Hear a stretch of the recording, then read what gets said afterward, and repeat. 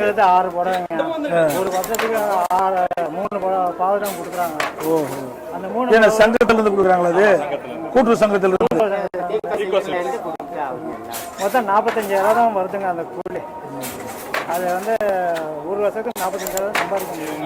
ஒரு வருஷத்துக்கு 45,000 பத்தாது. ஒரு நாளைக்கு 150 ரூபா தான் வருது. நம்ம ஆட்சியிருக்கும் போது நல்லா இருந்துச்சு.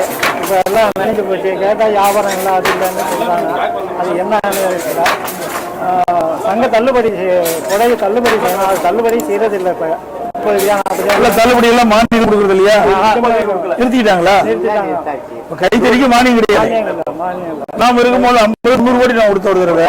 எல்லாம் நிறைய இப்ப கொடுக்கல, தள்ளுபடி இல்லை.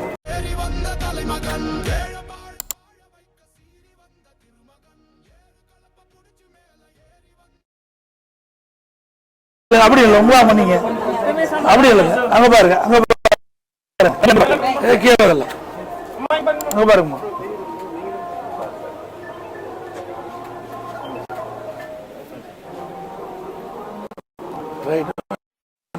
ஆட்சி கைத்தறி ஊக்குவிக்கப்படும். கைத்தறி நெசவாளர்